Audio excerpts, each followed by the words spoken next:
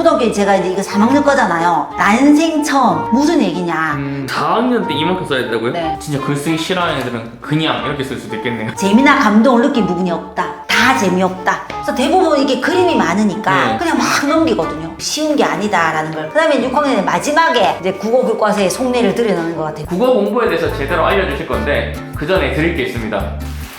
이게 뭐예요? 한번 읽어보시겠어요? 치이를 쌓는 몽둥이라고 써있네요. 네. 야. 지혜를 쌓는 거 너무 좋네요. 네, 오늘 주신 이 지혜를 쌓는 몽둥이로 제가 국어에 대한 노하우를 엑기스만 빼서 알려드릴 수 있도록 콕콕 찍어서 알려드릴 수 있도록 할게요. 1학 1학기 가, 1학 1학기 나 두 권을 같이 배우게 되는 건데 실제 단원을 지나고 나면 전체 글을 읽어야 되는 게 6단원에 나오게 되어 있어요. 사실 교과를 펼쳐보면 정말 쉽다라고 생각하시는 분이 많으시거든요. 하다 보면 동시를 읽어가면서 아이가 읽고 쓰기가 유창하게 돼야지 6단원에 되었을 때 알맞은 단어도 쓸 수 있고 전체 글을 읽으면서 유창성이 확보될 수 있기 때문에 운율을 느낄 수 있는 동시 정도를 읽고 낭송할 수 있고 소리가 있는 책을 짧게 읽을 수 있고 간단하게 문장정도 쓸 수 있으면 된다고 생각해요. 1학년 1학기는 사실은 이제 한글을 거의 아는 대로 이루어져 있어요. 본 단원을 시작하기 전에 한글 놀이가 있고요. 한글 놀이는 모음, 자음, 그 다음에 글자를 만들고 받침 있는 글자까지 익히는 게 선생님 여기 이제 1-1 가의 활동이 전부입니다. 받침 있는 글자까지 읽을 수 있는 게 여기 핵심이라고 생각하시면 돼요.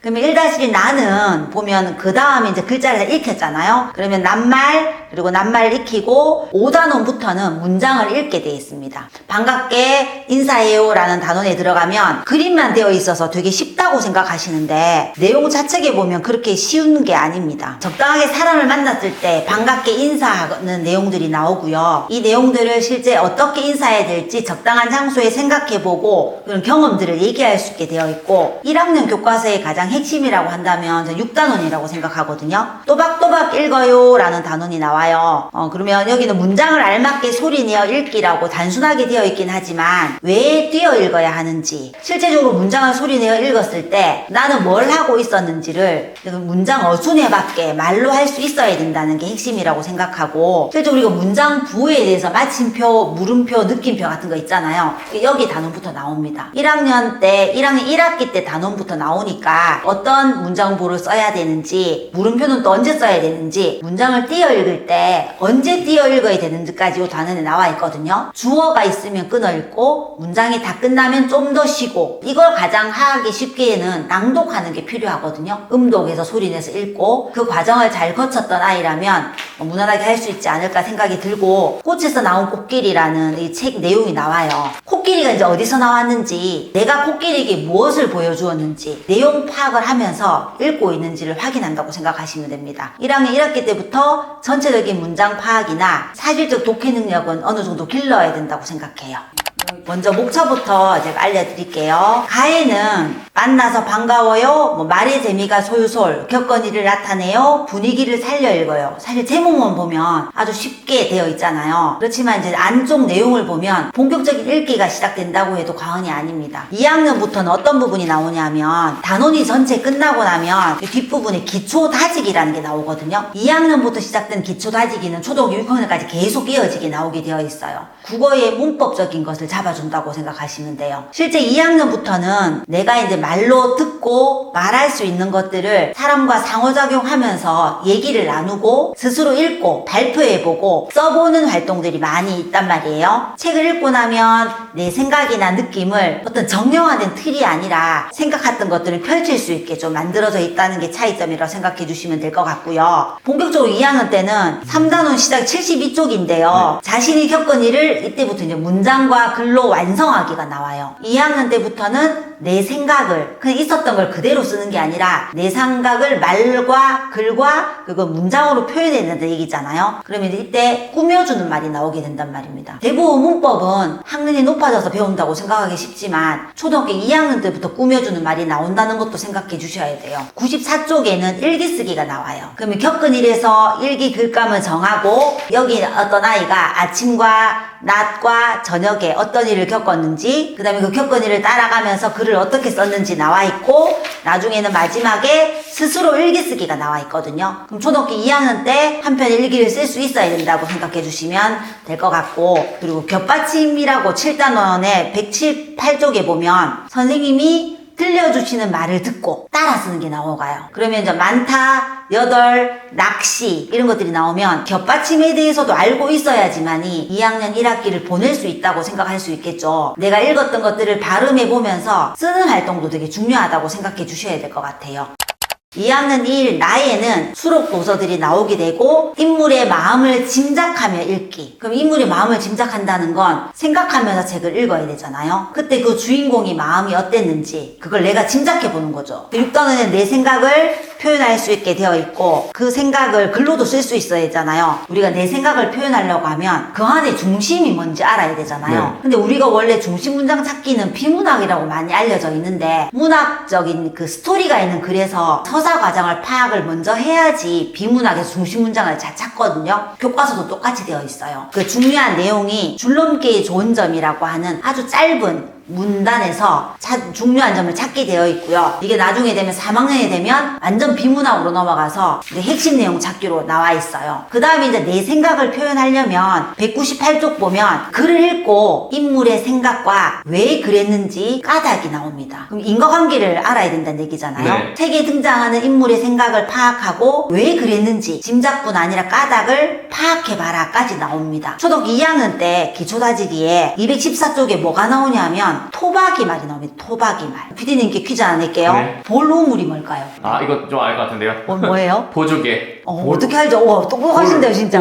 저 국문과입니다. 맞아요. 또 순간 잊었네. 이거 잘 모르시더라고요. 근데 초등학교 2학년 아이가 이런 거 알까요? 모르죠. 모르잖아요. 교과서가 저는 쉬운 게 아니라는 걸 말씀드리고 싶어요. 거기다가 아래쪽에 토박이 말을 넣어서 문장을 만들라고 나와 있어요. 초등학교 2학년 아이에게. 근데 여기 나오는 벗과 여우비가 나온단 말이에요. 여우비요? 네, 여우비. 오, 네.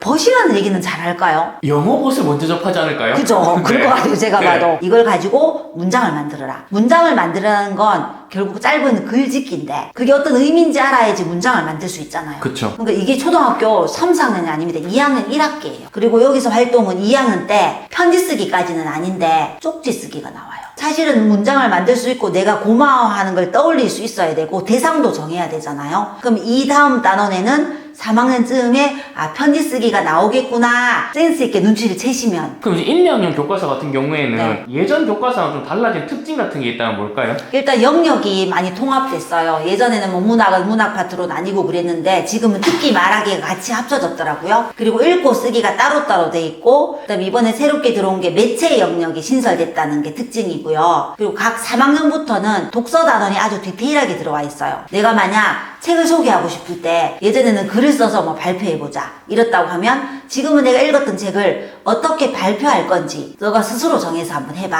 지금 교과서는 중학교에 배워야 될 것들이 초등학교 때 바로 확장되기 전 단계를 배우기 때문에 제대로 해놓고 가면 중학교에서 그대로 쓸 수 있겠다 생각이 들었고 아이가 한 편의 글을 쓰기까지 과정을 충분히 담아냈다고 생각하시면 될 것 같아요. 그게 좀 달라진 점입니다. 1학년, 2학년 국어에서 가장 중요한 것은 1학년 때는 해득입니다. 한글 해득과 문자 이해, 그러니까 읽는 것만 말고 한글을 떼는 수준이 아니라 책을 읽고 의미 파악하는 게 1단계고요. 2단계는 순차적으로 읽었던 거를 내가 말로 할 수 있고 어떤 내용의 사건이 전개되고 있었던지 기억하고 말하고 문장으로 쓰기까지 돼야지 확실히 될 수 있다고 생각하시면 됩니다. 그럼 1, 2학년 때는 어떤 책을 좀 읽으면 좋을까요? 재미있게 접근하는 게 좋은데 이건 무조건 읽으라는 얘기는 아닙니다. 이런 스토리가 있는 거. 여기 보면 마음이 따스해지는 생활동화. 특히 1학년, 2학년 때는 내 주변의 이야기, 소재를 삼아서 스토리를 찾아서 쉽게 읽힐 수 있는 책을 읽는 게 되게 좋거든요. 여기도 이 책도 마찬가지로 할아버지와 손자의 얘기가 다 남겨져 있는 거니까 스토리를 따라가면서 아이랑 얘기를 해보시는 게 좋겠죠. 주인공이 어떻게 행동을 했으며 서사 과정을 따라가면서 그래야 원인 결과도 찾을 수 있으니까 이거는 많이 아실 거라고 생각해요. 이 만복이라는 주인공을 통해서 올바른 가치관도 심어줄 수 있고 재밌는 이야기도 있으니까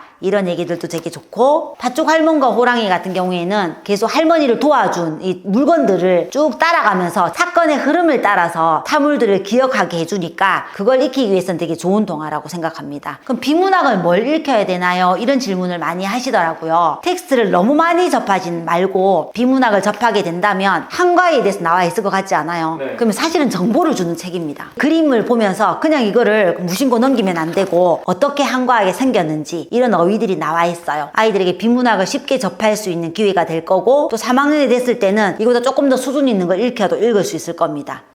3학년 1가부터 먼저 목차를 살펴보고 저희 지나갈게요. 아까 3학년 때부터 독서 단원이 나온다고 했잖아요. 읽은 책을 소개해요 라는 게 처음에 나오고 1단원은 생생하게 표현해요. 2단원은 분명하고 유창하게, 3단원은 짜임새 있는 글, 재미와 감동이 있는 글로 구성되어 있는데요. 독서 단원은 결국 독서가 독서 전에 해야 될 거, 책을 읽으면서 해야 될 과제, 그다음 책을 읽고 나서 독후 단계가 어떻게 되어 있는지 상세하게 안내가 되어 있어요. 허 할아버지라는 책 내용이 나와서 이게 활동으로 나와 있거든요. 17쪽, 18쪽입니다. 네. 인상 깊은 문장이라든지 장면이라든지 그런 것들을 마인드맵으로 구성할 수 있게 되어 있어요. 그럼 생생하게 표현에는 뭐가 있을 것 같아요, PD님? 파닥파닥? 맞아요. 펄럭펄럭? 이런 거 생동감 있는? 그걸 보고 우리는 감각적 표현이라고 네. 하죠. 그걸 가지고 시로 넘어가잖아요, 시. 네. 그 다음에 각 시마다 어떤 목소리로 해야 되는지 나오는데 여기에 48쪽에 보면 레오의 특별한 꿈이라는 수록 도서가 여기 안에 들어가 있고 상황에 알맞은 표정과 몸짓, 목소리나 말투로 대화하기라고 써 있어요. 상세하게 안내가 되어 있는데 사실 이것만 잘 봐도 된다고 생각하거든요. 아래쪽에 뭐라고 써 있냐면 다른 사람을 부러워했던 경험을 말해봅시다.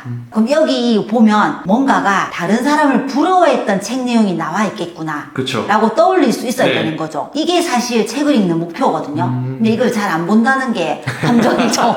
네. 사실은 초등학교 제가 이제 이거 3학년 거잖아요. 난생 처음 무슨 얘기냐 그럼 연결하는 것도 나와 있거든요. 내용 아는 거는 기본일 뿐 아니라 낱말 알기도 쉽지 않다는 거. 여기 보면 경룡이라는 단어도 나와요. 교과서가 쉽지 않다는 거를 저는 좀 알았으면 좋겠어요. 3학년 때부터는 네. 비문학이 확실히 대두되면서 아이들이 중심 문장도 찾아야 될 뿐 아니라 문법적인 요소도 많이 가미된다는 거. 2단원에는 66쪽인데 네. 근데 여기서 정말 중요한 건 문장이 짜임을 하는 겁니다. 뭐 지호가 말합니다 라고 하면 주어와 서술어의 개념이라든지 딱 설명이 돼 있어요. 문장은 누가 무엇이 어찌하다, 누가 무엇이 어떠하다 짜임으로 나눌 수 있다고 3학년 교과서에 나옵니다. 어찌하다 해서 관로해서 움직임이라고 쓰고 이 위에서 구분하라고 돼 있어요. 그 다음에 문장의 짜임을 생각해서 그냥 읽는 게 아니라 문장의 짜임을 생각해라. 쉽지 않게 나와 있다 라고 생각하시면 될 거고 이게 가장 핵심입니다. 86페이지는 문학이 다뤄요. 앞에서는 비문학을 다루고 뒤에는 이제 그 부분을 실감나게 읽을 때 어떻게 읽어야 되는 거며 문장 보호가 있을 때는 어떻게 읽었니? 꾸며주는 말이 있을 때는 어떻게 읽었니? 아까 꾸며주는 말 나왔잖아요. 2학년 때 나왔잖아요. 네. 그런 것들이 통합적으로 읽을 때 어떻게 읽었니라고 확인을 하게 돼 있습니다.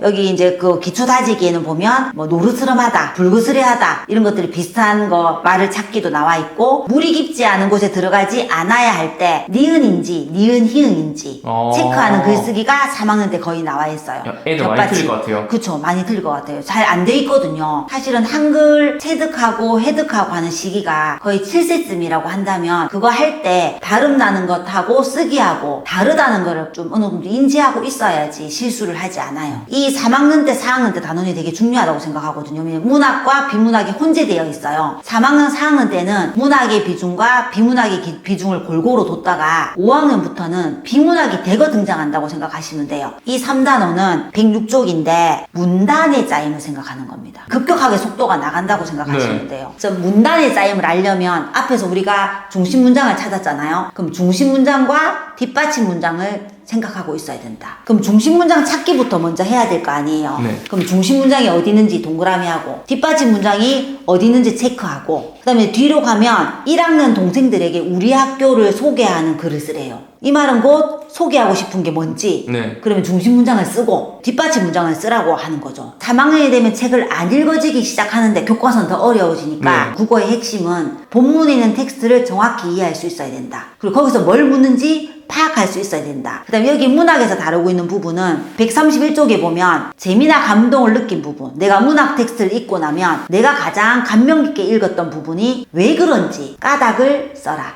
그러니까 근거를 대라는 거죠. 네네. 그러니까 제가 3학년 교과서가 엄청 중요하다고 계속 얘기하는 겁니다. 진짜 글쓰기 싫어하는 애들은 그냥 이렇게 쓸 수도 있겠네요. 그쵸. 싫어하는 애들은 재미나 감동을 느낀 부분이 없다. 다 재미없다. 거기서 저는 좀 약간 독서를 했던 아이랑 안 했던 아이의 차이가 나는 것 같아요. 독서를 했던 애들은 비문학을 읽을 때와 문학을 읽을 때를 딱 구분해서 아 문학을 읽을 때는 이런 게 나오겠구나 하고 이미 예측을 하고 비문학을 읽은 아이들은 아 이거 여기서는 중심 문장을 찾는 거구나 핵심을 찾아야 되겠구나 라고 예측을 한다면 독서를 전혀 경험해 보지 못한 아이들은 어떤 텍스트를 어떻게 읽어야 되는지를 전혀 모르는 거죠.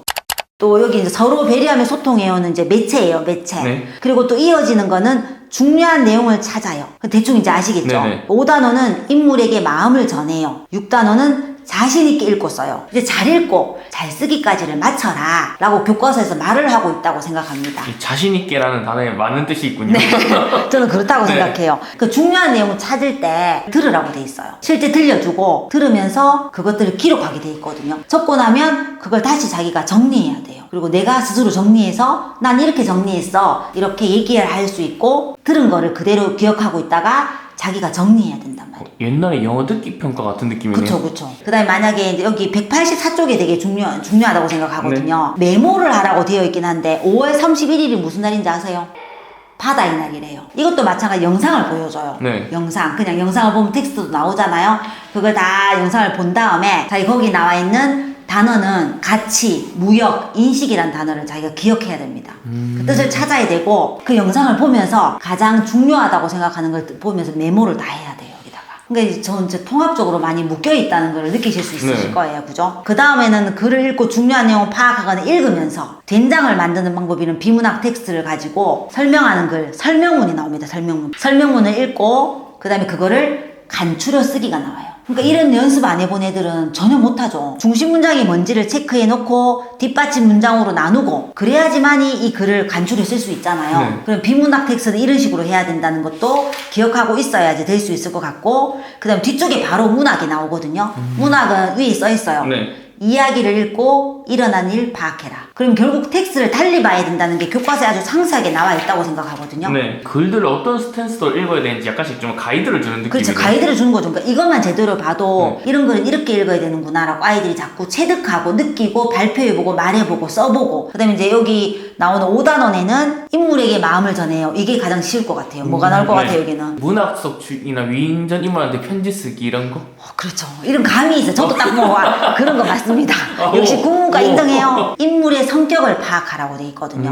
그리고 이야기를 잘 듣고 각 그 입장이 되어서 네. 그 주인공에게 편지를 써라. 나중에 편지를 한 편을 쓸 수 있게 네. 그 과정이 나와 있어요. 맨 처음에는 단어도 찾고 내용 알기에서 독해도 하게 했다가 글과 그림이 나타나는 인물의 말이나 행동을 근거를 다 찾아서 인물의 성격이 어떤지 다 찾는 걸 활동을 다 하고 그 다음에 내가 마음에 드는 사람에게 상장 주는 활동도 하고 그다음 마지막에 한 편의 글쓰기. 그럼 글쓰기에 대한 양식이 다 있잖아요. 네. 그럼 다짜고짜 그냥 편지 쓰기 해 이렇게 아니라 나의 경험이 있잖아요. 그러면 이제 편지 쓰기 양식을 다 가르쳐줘요. 정말 친절해요 교과서가. 오. 직접 전해보는 활동까지 이어져 있어요. 여기 보면 기초 다지기에 네. 항상적으로 문법적인 파트가 항상 한 장으로 딱 나오거든요. 네. 한 장 반 정도 나와 있는 것도 있고 내가 3시에 놀이터 앞으로 나갈게 6단원 역시 자신 있게 읽고 써요. 소금 이야기라고 해서 네. 사실과 의견을 구분하려면 어떻게 해야 되지? 까지 아이들 여기 막 만화로 잘 나와 있어요. 계속 뒤쪽에 보면 로봇과 함께하는 미래라든지 계속 비문학 테스트가 나와요. 그 뒷단은 뭐가 나오냐면 쓰기를 계획하기. 그러면 내가 이제 뭐 쓴 글을 보고 어떤 목적에 맞게 쓰나 그거 생각해야죠. 책을 읽고 떠오르는 내가 뭐 고마운 편지글을 쓰고 싶어. 나와 있는 사실과 의견을 구분하고 싶어. 그래서 글쓰기 계획을 해라. 그래서 대부분 이게 그림이 많으니까 네. 그냥 막 넘기거든요. 쉽다고. 네네. 쉬운 게 아니다라는 걸 거듭 말씀드립니다. 어렵네요 진짜. 진짜로. 네. 이렇게 3학년 교과서가 끝인데 제가 독서에서도 골든타임이라고 얘기했던 것들이 저는 제가 그냥 얘기한 게 아니라 교육과정과 매칭했었을 때 정말 중요한 단원이라고 생각하고 1, 2학년 때 한글을 그냥 읽고 이해하고 간단한 쓰기에서 마무리했던 것들이 3학년에 점프하면서 비문학이 등장하기 시작했고 아이들에게는 텍스트를 대하는 마음가짐이나 생각이나 행위 자체가 완전 달라져야 되고 글도 지금 완전 한편으로 바뀌었잖아요. 이제 3학년 때부터는. 그래서 엄청 중요한 학년이라고 생각해요. 3, 4학년은 같이 묶여져 있어요. 같은 학군이라고 해요. 3학년의 심화 버전이라고 생각하면 되거든요. 가에 있는 목차부터 제가 안내해드리고 독서 단원의 4학년 1학기는 근데 여기 단원은 질문이 핵심입니다. 질문을 만들며 책을 읽어라. 아이들이 계속 여러 가지 다양하게 질문을 만들어요. 그럼 이 여기서 핵심은 당연히 영역에 맞는 질문을 만드는 게 핵심이겠죠. 1단원은 깊이 있게 읽어요. 아까 제가 그 3학년의 마지막 단원이 뭐였어요? 자신 있게 써요. 자신 있게. 네. 그럼 이제는 더 깊이 있게. 자신 있게. 이 단어를 이제 알고 나서 들으면 이제 들립니다, 이게. 네. 추론을 의미한다고 생각해요. 근데 이렇게가 되려면 내용이 파악되는 건 필수잖아요. 1단원에 깊이 있게 읽어요. 34쪽인데 네. 여기는 인물들의 관계도 파악하고 이야기의 흐름도 파악하면서 책을 읽어라. 그럼 인물들의 관계를 파악하려면 다양한 이제 주인공들이 나오잖아. 인물들이. 그렇죠. 주인공도 있고 보조 인물도 있고. 네. 인물들의 관계를 가장 파악하기 좋은 책이 뭐라고 생각해요? 저는 개인적으로 생각하고 있는 게 있거든요. 삼국지 아닐까요? 저 삼국지 많은 게 없다고 생각해요. 읽은 아이들을 봤는데 네. 대부분 다 똑똑했어요. 이미 머릿속에 네. 이 인물들의 관계가 구조화가 딱 돼 있더라고요. 맞네요. 그래서 만약에 텍스트 같은 거 권해줄 때도 이 아이의 인물들의 관계나 이런 걸 좀 파악하고 싶을 때는 등장인물이 많은 거 그런 책을 선택해 주시면 되게 좋을 것 같다 생각이 많이 들어서 책 제목이 헤엄이란 책이 나오거든. 38쪽인데 네. 갈등하는 관계가 나오고 도와주는 관계가 나와요. 주인공의 성격을 파악하려면 네. 단서가 있어야 돼요. 단서. 그 성격이 원인이 되는 말이나 행동을 찾아라가 나와요. 결국은 문학이든 비문학이든 지문 안에서 연습을 시키는 거죠. 책을 읽을 때 단조롭게 한 명만 따라가지 말고 다양한 인물들이 나왔을 때 그 사람들과의 관계, 이야기 흐름은 어떻게 되어 있는지 네. 아주 쉬운 도서를 읽으면 안 되는 거죠. 상황이 되면. 비문학 지문에서는 제대로 이제 이해했던 거, 짐작 같은 내용이 책 내용과 같은가 다른가 이렇게까지 펼쳐져 있다고 생각하시면 됩니다. 그 엄마들은 이걸 많이 아시거든요. 4학년 되면 이제 가장 기억하는 게 뭐냐 물어보면 토의가 나오더라. 그래서 막 토론시키러 막 가거든요. 근데 토의와 토론은 다르단 말이에요. 네. 여기 나오는 거는 학급 회의하는 게 나옵니다. 학급 회의. 학급 회의 어려웠진 않고 근데 이제 이 절차가 있다는 거. 먼저 안건을 발표할 때 의견할 때 어떻게 나와야 되는지 토의 주제를 어떻게 정하면 좋을지 토의를 해보는 거예요. 모든 별로. 그래서 토의에서 결정한 의견을 정리해봐라. 얘가 낸 의견 내 생각이 뭔지를 쓰는 게 수행평가예요. 수행평가 중학교 때 갑자기 나오는 것 같지만 연습 다 합니다. 이때부터. 4학년 때 과정은 네. 깊이 있게 읽기도 하지만 남의 생각을 받아들여야 돼요. 그리고 내가 글쓰기를 이제 글을 읽잖아요. 그럼 그 사람 글을 쭉 읽으면서 내 생각은 이랬는데 이 사람하고 좀 다르네? 비교 분석할 수 있어야 되는 게 이 4학년의 또 핵심입니다. 여기도 되게 중요한 부분이거든요. 네. 이제 여기 105쪽에 보면 또 뭐가 나오냐면 문화유산을 개방해야 되나 말아야 되냐. 글쓰기 의견은 반대하는 입장이다. 그럼 이 의견을 뒷받침하는 내용, 문장이 뭔지를 다 찾아서 써야 돼요. 그 다음에 이 글쓴이를 평가하는 거죠. 그럼 나는 글쓰기 의견인데 나는 찬성이다 반대다. 그리고 내가 왜 그렇게 하는데 나도 근거를 찾아서 넣어야 되는 거죠. 그러니까 결국은 짐작해보고 생각해보고 텍스트를 읽고 읽었던 걸 내 생각을 쓰고 그걸 가지고 근거를 찾고 친구들과 같이 얘기 나누고 마지막 발표까지 이어지는 게 거의 똑같은 흐름이라고 생각하시면 됩니다. 그리고 이제 3단원에 자세하게 살펴요. 여기는 사전 찾기라고 생각하시면 돼요. 낱말 사이의 관계를 어떻게 알고 낱말 사이를 어떻게 파악할 수 있을 건지 사전 찾기 애들 엄청 못하거든요. 검색하면 나오니까. 그렇죠. 사전을 찾았을 때 유력한 거는 뭘까요? 다른 단어들까지 알 수 있다. 그렇죠. 그리고 네. 넘기면서 다른 것도 네. 보게 되잖아요. 뜻이 비슷한 낱말을 써봐라. 이런 것들이 나와요. 그리고 뭐 상하관계, 네. 방향, 밑, 앞 이런 것들이 어떻게 되어 있는지도 나와 있고 그다음 뒤에 가면 관찰 보고서가 국어 교과서에 나와요. 그래서 전체적으로 제가 봤을 때 여기서 감상문 쓰기라든지 전체적인 글의 한 몫을 하는 거는 여기 3상안이 거의 다 들어가 있다고 생각하면 돼요. 자, 매체 단위에 들어가 있는데 인터넷에서 자료를 찾아요가 나와요. 실제 이제 박물관 누리집에 들어가서 어떻게 접속하면 되는지 이런 부분이 쭉 안내되어 있고 자료 찾아가지고 자기가 정리해보고 매체 활용을 할 수 있는 능력을 키운다라는 게 목적이 있다고 생각하시면 되고 4학년 1학기 뒷부분에서 사전을 다룬다라고 했잖아요. 네. 거기 이어서 여기 심층적으로 국어사전에서 낱말의 뜻을 찾아보고 글의 중심 생각 파악하기가 4단원이 그대로 나와 있어요. 뜻을 파악하며 읽는다. 여러 가지로 해석이 되잖아요. 낱말은. 네. 그걸 사전에 찾으면서 이 문맥에는 어떤 뜻이 되어 있는지를 생각할 수 있어야 되는 거죠. 그러면 우리가 차다라고 얘기했었을 때 공을 찰 수도 있고 물이 찰 수도 있고 그렇잖아요. 네. 쭉 나와. 여기까지 그래도 좀 쉽다. 근데 갑자기 동영이와 다이어를 찾아보라고 나와요. 그러면서 밤 이런 예시들이 계속 나옵니다. 이게 중학교 때 나오는 게 아니라 여기 기본형은 뭐냐 이런 거 나와요. 애들이 학원을 다녀야 될까요? 이거 안 하면 모를 것 같은데요, 네. 진짜로. 그래서 어떻게 애들이 이걸 보면서 알아요? 먹고, 먹었고, 먹었으니 기본형은 먹다이다. 네. 이거 알까요? 저 모른다고 생각하거든요. 뒤쪽에 보면 대명사가 나와요, 이 단원에. 뭐 이야기 읽을 때 지은이가 뭘 주장하고 싶었는지, 주요 장면을 중심적으로 파악해가지고 글의 내용, 스토리, 간추려 쓰기, 그리고 중심 내용이 어떤 건지, 생각이 어떤 건지, 뒤쪽에는 주장하는 글이 나와요. 그럼 주장하는 글을 읽어본 적 있니? 라고 이제 묻기 시작하면서 이 사람의 중심적인 생각이 뭔지, 대명사가 나온다고 했으니까 그것이 뭘 의미하는지 그런 것들 찾는 활동이 나오고, 이제는 이 4학년 때부터는 우리 비문화에서 엄청 강조하잖아요. 문단별 정리. 1문단이 뭘 얘기하니 한 문단을 줄여라. 근데 비문학 읽기도 힘들어하는 아이라면 정리는 할 수 있을까요? 아니요.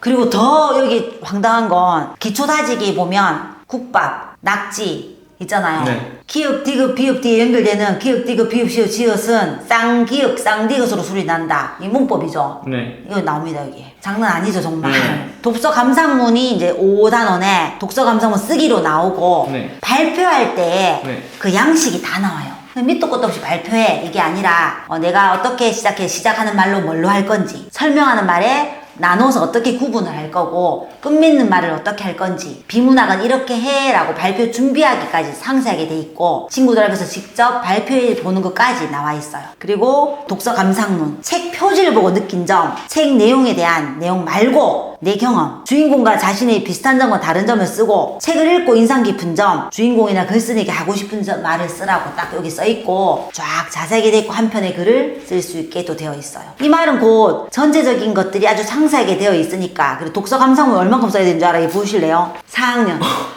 뭐 4학년 때 이만큼 써야 된다고요? 네. 고쳐 쓰기까지 나와요. 고쳐 쓰고 나서 친구들 앞에서 또 발표해봐라. 이제 6단원에 뭐 경험을 표현해요 라는 게 마지막 단원이거든. 4학년에 원인과 결과를 관계를 알고 읽고 원인과 결과를 정리해보고, 두 번째는 원인과 결과뿐 아니라 시간의 흐름. 책 보면 그런 거 있잖아. 아침이었다가 네. 저녁이었다가 다시 또 낮으로 갔다가 네. 그런 것도 있잖아요. 그런 얘기들을 원인과 결과로 계속 정리해보고, 감각적 표현을 이어서 시로 표현하고 싶은 것들, 동시로 하고 싶은 것들, 행과 연을 구분해서 이만큼 써야 됩니다. 여기다 이렇게. 그리고 이 시만 쓰는 게 아니라 감각적 표현을 활용해서 경험을 글로 써라. 276쪽에 나오거든요. 네. 마찬가지로 이만큼 경험한 일을 바탕으로 쓰는 것도 이만큼이에요. 그럼 결국 3, 4학년 국어 교과서에서 요구하는 건 뭘까요? 가장 핵심만 전달해 드릴게요. 콕 찍어서 중심 내용 찾기가 비문학에서는 가장 핵심이고요. 그리고 문단 정리해서 요약 정리할 수 능력, 그게 비문학에 가장 채워야 될 거고, 문학 파트에서는 주인공의 심리, 성격을 파악해서 한 편의 글을 완성하기까지 이어지는 게 핵심입니다. 결국 문학과 비문학을 영역별로 나눠서 텍스트를 잘 읽어서 내 걸로 만들고 표현하는 글로까지, 더 잘해서는 발표까지 하는 게 핵심이에요. 그럼 3, 4학년은 어떤 책을 좀 읽으면 좋을까요? 등장인물이 조금 더 많은 게 좋거든요. 그리고 말이나 성격이나 행동이나 그런 것들을 좀 생각할 수 있는 책이 좋다고 생각해서 멋진 여우씨 이 책 추천합니다. 여기도 이제 3명의 인물이 나오기 때문에 3명 인물을 파악하면서 읽는 재미가 있을 것 같고요. 그리고 이제 이 책도 같은 경우에도 요즘 나온 책인데, 여기 나와 있는 이제 키워드, 가치관을 생각하면서 읽으면 아이도 되게 재미있게 읽을 수 있고, 특히나 라면 아이들이 좋아하니까 네. 라면 소재로 삼고 있어 재밌기도 하고, 주인공과 여기 찾아 들어오는 여러 사람들이 있어요. 다양하게. 그 사람들을 따라가면서 읽으면 사람들이 심리 파악이나 또 다양한 인물들을 만날 수 있는 재미도 느낄 수 있을 것 같고, 교육 과정과도 잘 맞을 수 있다고 생각하고요. 이거 같은 경우에도 실제 이제 안석봉이라는 게 단순하게 그냥 판에서만 안석봉인 것 같지만, 실제 안을 들여다보면 선거에 대한 이야기이기도 하거든요. 그러면 약간 비문학도 들어가 있는 부분이니 스토리를 파악하면서 선거 운동에 대한 거나, 그리고 뭐 대형마트에 대한 이야기도 있으니까 실제 되게 도움이 될 것 같은 얘기라서 추천해드리고, 완전 이거는 딱 봐도 비문학 얘기처럼 보이잖아요. 아, 그렇네요. 식물에 대해서. 네. 그럼 여기도 보면 밖에서는 그림책처럼 되게 막 재밌을 것 같이 생겼는데, 나무가 무슨 역할을 하는지, 그리고 계절마다 어떻게 변해가는지, 이런 얘기들을 읽으면서 비문학 정보를 익히면 되고, 이 책도 마찬가지예요. 이 책도 이렇게 봤을 때는 제목을 잘 안 보면 잘 고르는 책입니다. 근데 실제 한번 볼까요? 어떤 책인지. 수요의 법칙, 공급의 법칙, 이런 것들을 하루 만에 휘리릭은 읽을 수 없으니까 나눠서 읽더라도 접해주게 해준다면 도움이 많이 되는 책이라고 생각해요.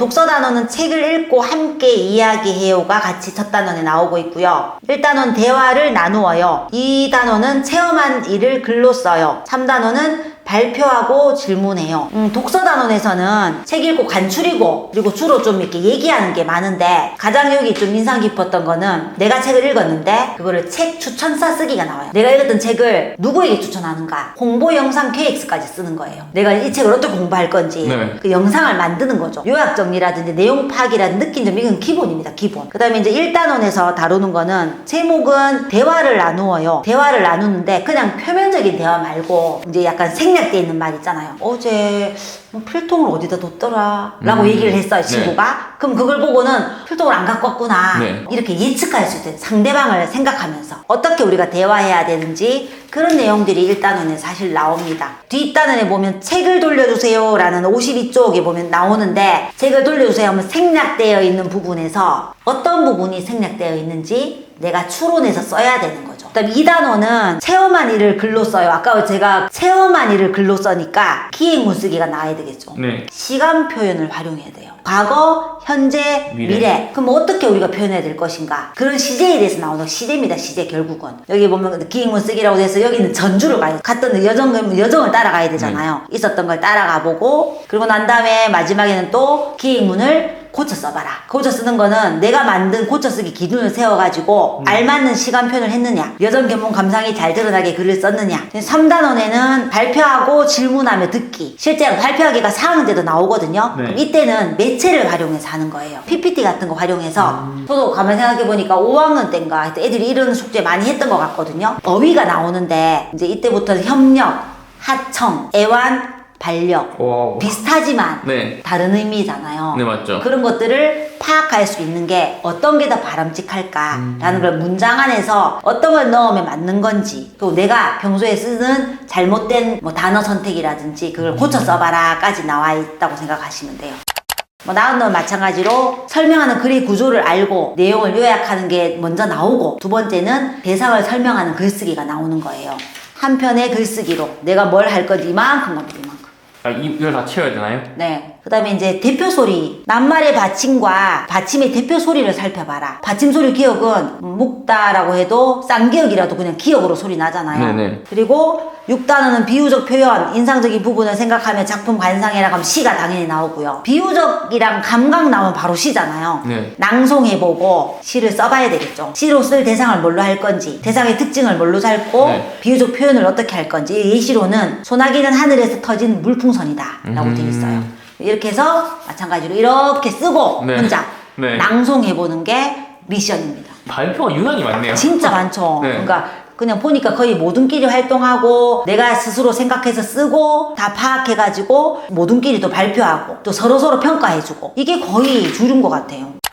네, 이제 6학년입니다. 독서단원에서는 같은 주제에 대해 책을 읽고 생각을 나누어요 라고 되어 있고, 1단원은 자신의 삶과 관련지어 읽어요. 2단원은 바르게 고쳐 써요. 3단원은 절차를 지키며 토론해요. 그럼 독서단원에서는 주제 중심 독서라고 생각하시면 돼요. 같은 주제에 대한 책을 읽고 그걸 가지고 생각 나누기가 이 단원의 핵심입니다. 독서단원에서는 인권에 대한 책을 읽었다. 여러 책들이 있을 수 있잖아요. 네. 그걸 선택해가지고 내용을 찾아가며 주제망을 그리고, 그다음에 그걸 가지고 이야기를 나누고 질문도 만들고, 그리고 이제 주제 중심 독서하고 나서 글 개요 작성하기가 있거든요. 네. 결국은 독서를 하고 나서 이거를 보고하는 글쓰기 형태로 만들어 본다는 게 의미가 있거든요. 그럼 이제 개요를 작성해 본다는 게 나온다고 생각하면 돼요. 개요 작성하기까지. 1단원은 이거 되게 중요한 단원이라고 생각합니다. 네. 34쪽인데 자신의 삶과 관련지에 읽어요라는 단원이 중요하다고 생각한 이유는 내 삶에 반영하는 것 때문에 저는 책이 되게 중요하다고 생각하거든요. 그래서 이제 5, 6학년 때 생각해보면 내 가치를 다시 한번 정립하고 비판적인 사고를 가지고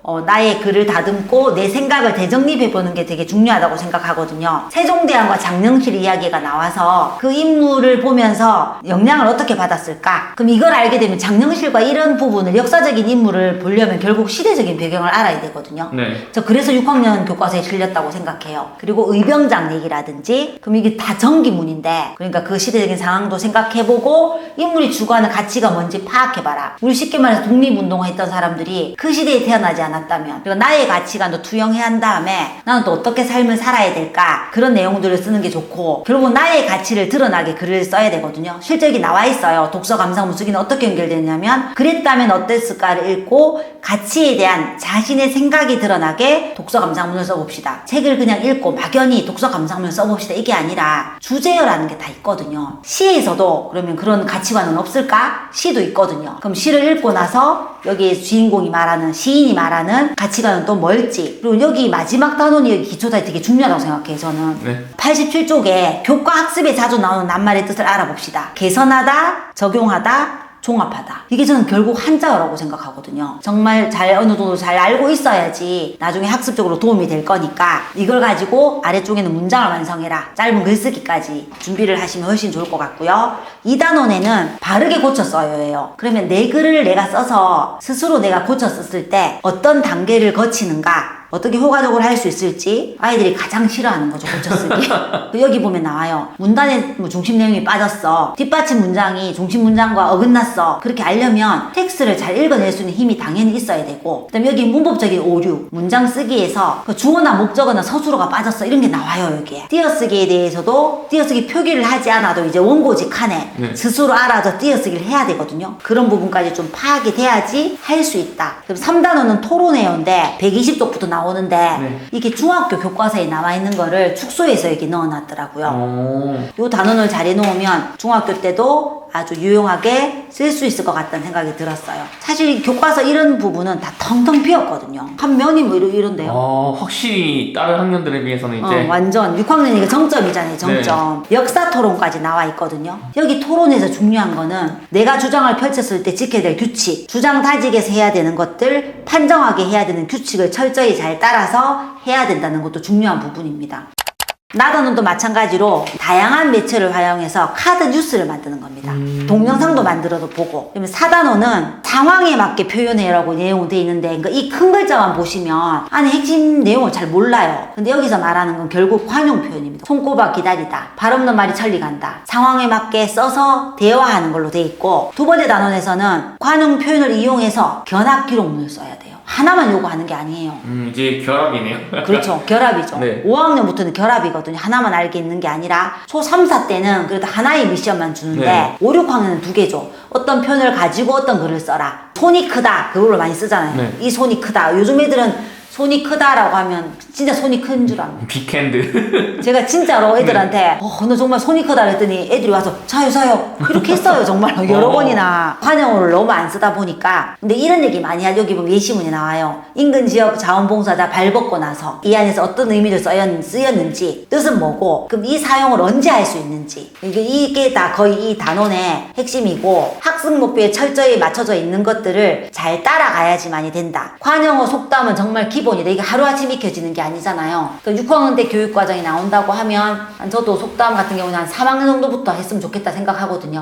그럼 3학년 때부터 꾸준히 해서 좀 일상적으로 쓸 수 있게 해주면 아이들이 훨씬 잘할 수 있지 않을까라는 생각이 들었고, 그다음에 이제 5단원 같은 경우에는 자신의 글쓰기 과정을 살펴봐요. 이거는 퇴고죠, 퇴고. 결국 네. 적절한 근거를 제시해야 됩니다. 내가 있었던 서론, 본론, 결론에서 어디서 어떤 인용한 자료를 갖고 올 거고, 이 출처를 어떻게 밝힐 건지까지 이제 그 예시문이 또 한 개 나오거든요. 그럼 그거 보고 자기가 또 마찬가지로 순서에 따라서 이런 식으로 보세요.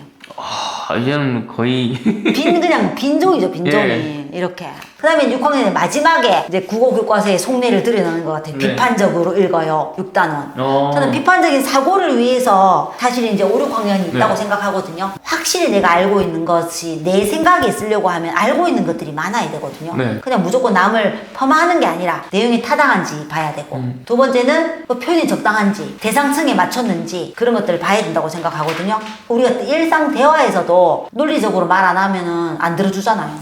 네. 그 다음에 이제 진짜 읽고 내가 이 내용이 타당한지, 그러면 판단 기준을 세워야 되잖아요. 그러면 주장은 가치 있고 중요한가, 정보를 잘 전달하고 있는가, 거짓된 표현은 있는가 라고 얘기가 되고, 마지막 기초 다지기에는 혼동하기 쉬운 낱말, 뭐 껍데기, 껍질, 작다, 적다, 가늘다, 얇다, 이런 내용들이 마지막에 되면서 6학년께 끝이 납니다. 그럼 결국 5, 6학년 국어 교과서에서 원하는 건 뭘까요? 확실하게 중학교 가기 위한 준비를 하는 거잖아요. 추론 능력과 비판적인 사고가 핵심인데요. 비판적인 사고를 기르려고 하면 나만의 가치관이 생겨야 됩니다. 이 사람과 이 사람의 가치를 평가할 수 있고 그 사람의 생각이 뭔지 그 사람의 주장이 뭔지 객관적으로 증명할 수 있어야 되는 거라고 생각해요. 그럼 5, 6학년은 어떤 책을 좀 읽으면 좋을까요? 약간 이제 시대적인 상황이나 배경 지식을 좀 필요한 도서가 좋지 않을까 생각이 들어서 저는 이제 이런 책을 권합니다. 소금꽃이 피었습니다는 소금에 얽힌 역사예요. 해방 이후에 있었던 비금도에 있었던 그럼 역사적인 배경도 알게 되고 소금에 대해서 알게 되면서 안에 내용은 재밌게 잘 읽을 수 있거든요. 유명한 이 책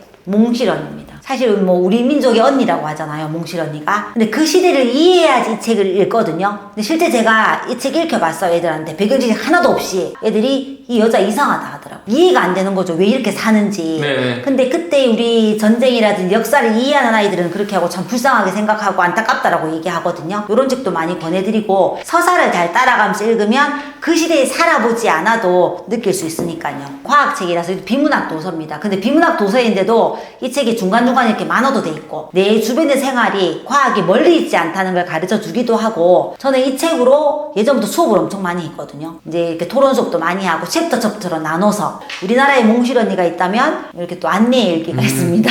그래도 세계사를 이해할 수 있는 책이니까 텍스트는 완역본도 있고 아직 편집돼서 쉬운 책들도 많이 있으니까 골라서 읽으면 될 것 같고요. 그 다음에 이제 이거는 역사도 하면서 이제 비문학 텍스트로 접혀 있는 거라서 제목은 역사로 통하는 맛의 항해예요. 그럼 세계 여러 나라가 이제 음식이나 이걸 따라가면서 스토리도 파악하고 배경 지식도 넓히고 궁금한 것들은 해결할 수 있는 책을 읽으면 국어 교과서에 있는 능숙하게 교과서의 내용도 충분히 잘 파악할 수 있을 거라고 생각하고요. 분명히 상위권이 될 수 있을 겁니다.